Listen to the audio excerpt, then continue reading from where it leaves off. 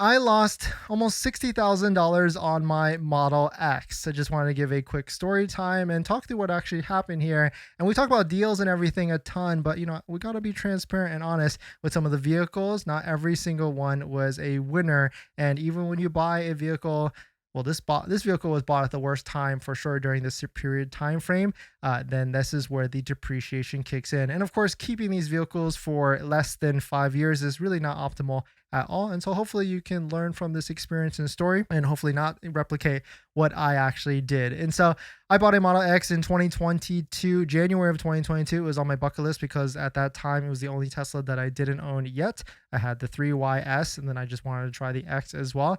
And so I bought the X at $104,000 and I just sold it this last month because we don't need it and we're going to be making room for the Model Y Performance anyways for $45,000. And this is how many miles were actually driven on it, 39,000 miles. And I kept it for almost 4 years, 3 years and 10 months. The total depreciation, which is pretty in line with the Model X, maybe it was even accelerated more because it's a Model X and not because I, definitely overpaid at that certain time frame. And a brand new Model X at that time was 110 to 120. And so certainly I felt like it was a good deal at the time. But total depreciation was $59,000 or over the course of monthly, $1,282 a month, which if you were to be leasing a vehicle like this, it's going to cost you around that same amount anyway. So I don't necessarily feel too bad with that because, I understand that vehicles are going to depreciate no matter what. And especially in that type of price range. A Model Y might not depreciate as bad.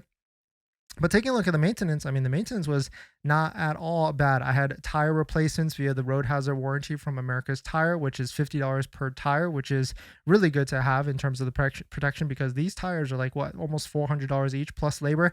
Cabin air filter I had to replace once via Tesla Mobile. I think it cost me like $50 and they came to my driveway, which is perfect. And also I paid for an alignment as well through Tesla service, which was like $275. And so very interesting to see this, broken down. And I guess I'm telling the story because Teslas depreciate. And so don't feel like if you're going to be trying to buy a vehicle and not lose money, well, you definitely are, especially when you drive it right off of the lot. And so the name of the game is how much money can you lose at the minimal or least amount. And to do that, you're going to have to be able to keep the vehicle for as long as possible. Definitely don't just keep it 3 years and 10 months. You're going to need to keep it 5 to 10 years. And I think with our Cybertruck, I'm definitely going to try and keep it as long as possible because it has free supercharging. So I might as well try and milk that as long as possible. But let us know what your thoughts on it. Let us know what you're thinking. And if you're going to be buying a Tesla, don't forget it doesn't come with accessories. That's why our favorite is going to be a set of Jowa accessories, especially when you get the phone mount if you use full self-driving, or center consoles because your Tesla's not coming with any of those organization stuff. So definitely check it out. Link down below in the description. Of course, use the promo code down below to save some money and support the channel as well. But thanks for jumping in, everybody. Thanks for supporting. Thanks for hitting the like button in the comments and everything.